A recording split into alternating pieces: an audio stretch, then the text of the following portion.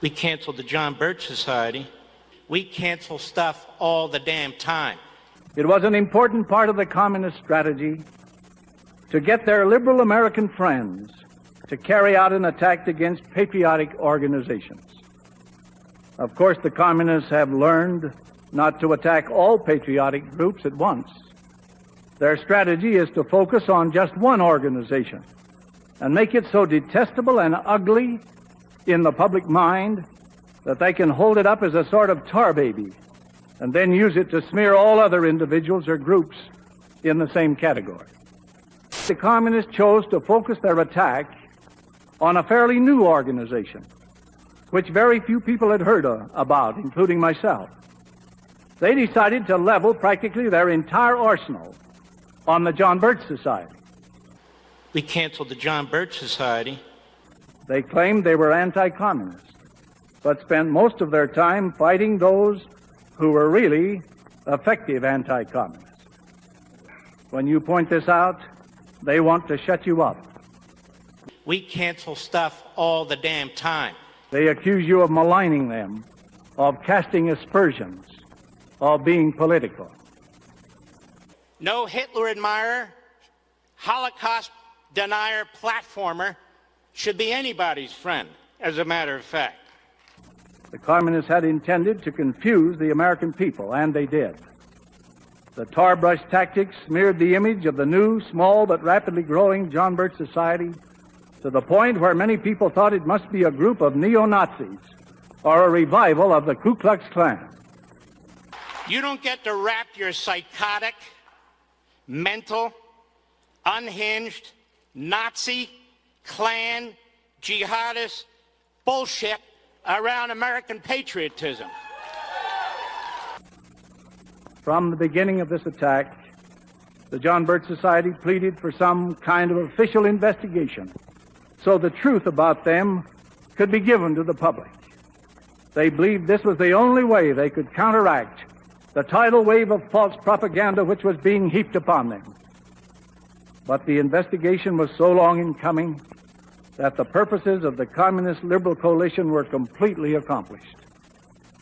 It will probably be a long time before the official report on the John Birch Society gets an honest hearing. For 10 years, I was canceled. For 10 years, I was blacklisted under a false pretense. A story which I told in the interview, and now it's finally getting out. It's a story that people didn't know. It's a story my own family didn't know. Of course, except my parents, obviously, they knew.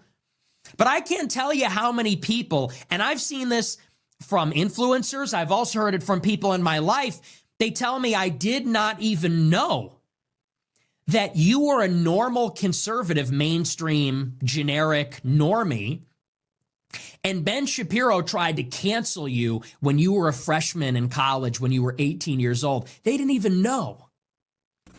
The report is 62 pages long, was signed by all members of the committee, and was issued by the President pro tem of the California Senate, Senator Hugh M. Burns, a Democrat.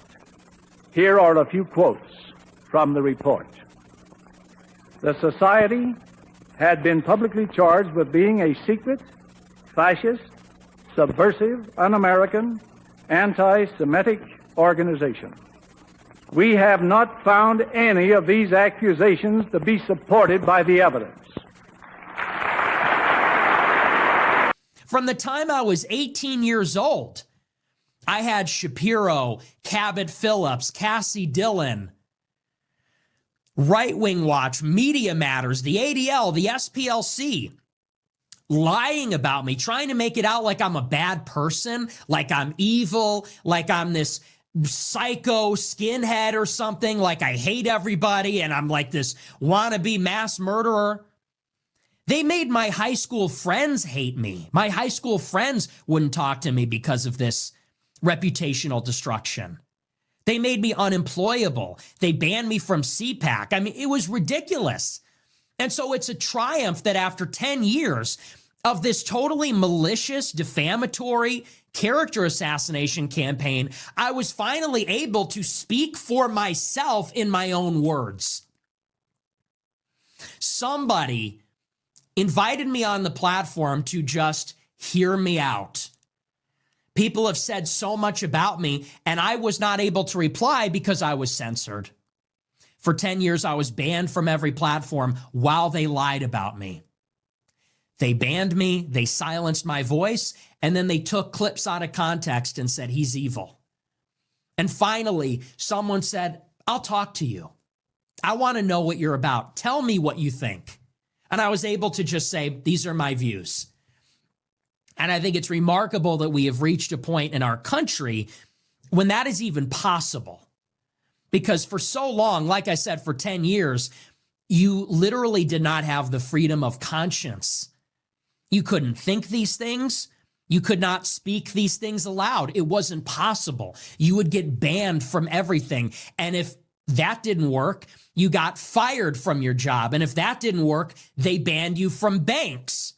That's what happened to me. Now, in the light of what I have just related, you will understand my feelings when people would ask how I felt about the John Birch Society. Because of the amazing effect and the effective propaganda against them, it has been very unpopular to defend this group. I can remember when it was unpopular to defend my own church.